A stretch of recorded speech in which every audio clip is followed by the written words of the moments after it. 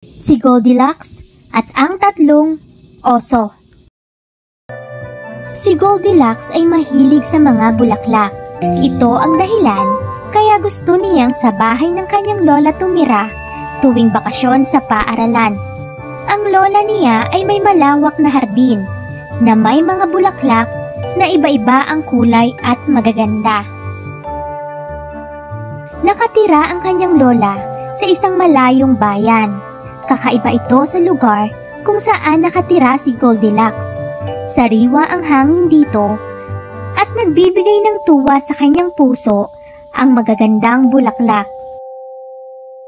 Isang umaga, nakakita si Goldilocks ng isang paru-paro. Napakalaki nito at maraming kulay. Nilapitan ni Goldilocks ang paru-paro para tingnan, ngunit lumipad ito papalayo. Sinundan ni Goldilocks ang paru-paro. Hindi niya namalayang papasok na siya sa gitna ng kagubatan. Napansin lang niya ito nang mawala ang insekto. Natakot siya nang hindi na makita ang daan pabalik sa kanila. Nilibot ni Goldilocks ang gubat hanggang marating niya ang pinakaloob nito. Naiiyak na siya. Naalala niya ang kanyang lola na maaaring nag-aalala na para sa kanya. Walang ano-ano, nakarinig siya ng mabibigat na mga yabag. Nagtago siya sa likod ng isang malaking puno. Pinigil niya ang hininga hanggang mawala ang mga yabag.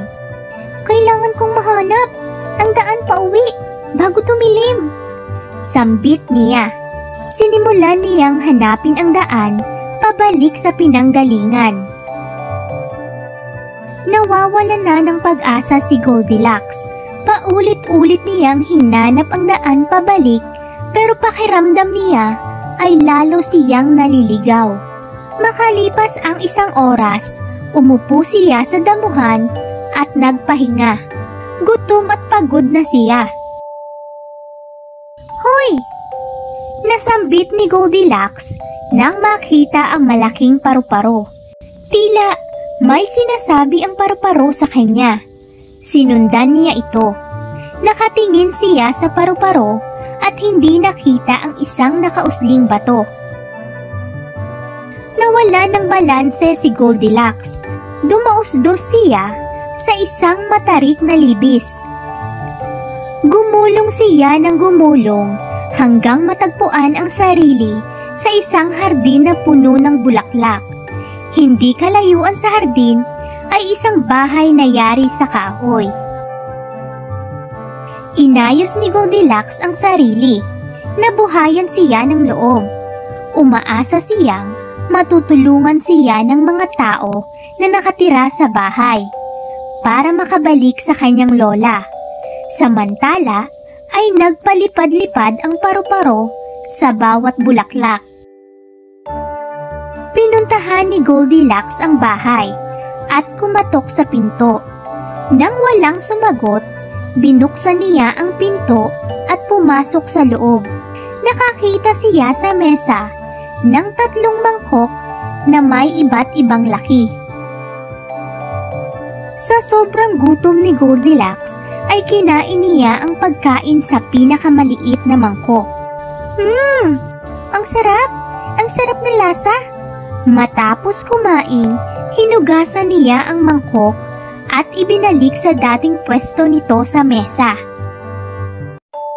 Sa sobrang busog, ay naisipan niyang umupo sa pinakamaliit na silya sa sala.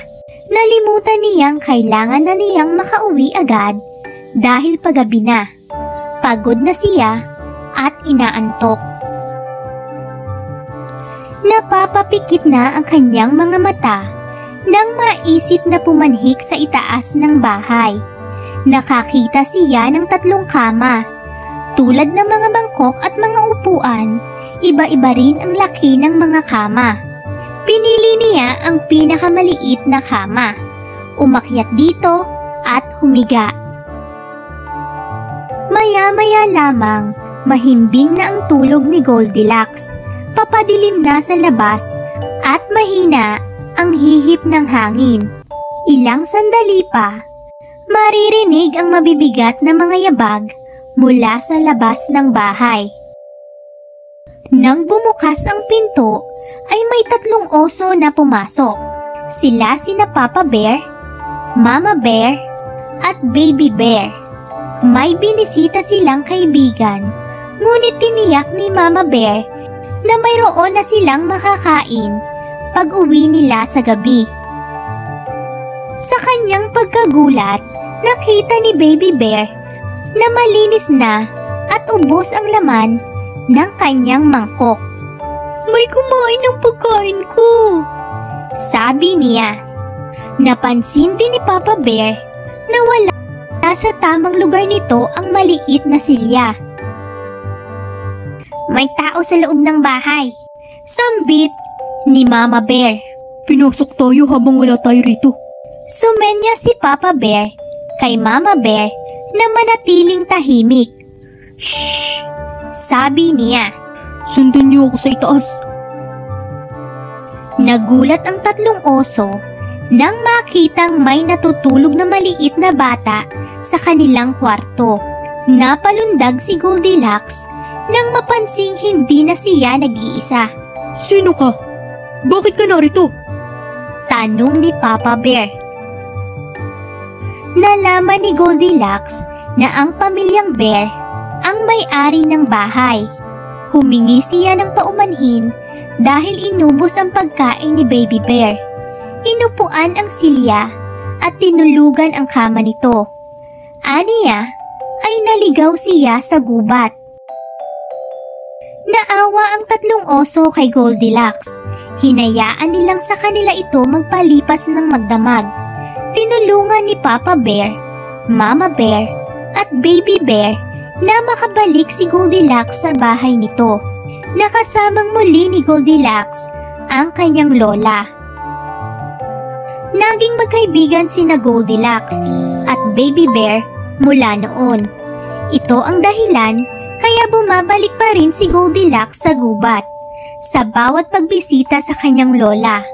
Naligaw man siya sa gubat, nakatagpo naman siya ng kaibigan. Thank you for watching. Please subscribe.